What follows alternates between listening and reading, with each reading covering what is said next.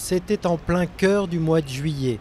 Dignitaires chrétiens, indiens d'Amazonie, sages asiatiques, tous réunis à Paris pour un sommet des consciences sur le climat.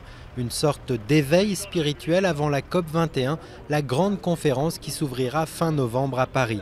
À l'origine de cet événement, Nicolas Hulot qui ne cesse d'alerter sur l'urgence à agir pour la planète. Vous savez, on est sur un fil du rasoir où l'humanité peut basculer vers une forme de résignation ou au contraire une forme d'ambition.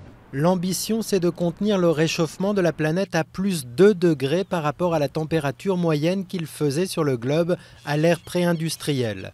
Mais le pari sera difficile à tenir. Depuis 1850, le thermomètre a déjà grimpé en moyenne de 0,8 degrés dans le monde, avec des pointes bien plus fortes à certains endroits comme dans ces régions de l'Arctique norvégien où la hausse de la température a dépassé 2 degrés en 20 ans.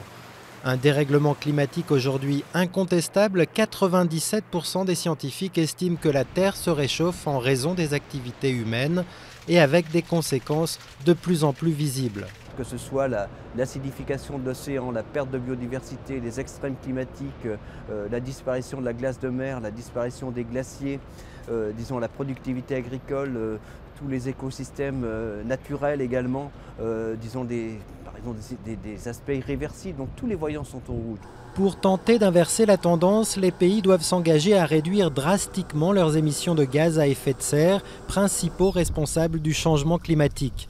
Transport, industrie, logement, agriculture, tous les secteurs de l'économie sont concernés, mais il faut faire vite. Selon les spécialistes, si on n'obtient pas une baisse de 15 à 20% des gaz à effet de serre d'ici 2020, c'est-à-dire dans 5 ans à peine, alors le pari des 2 degrés ne pourra pas être tenu.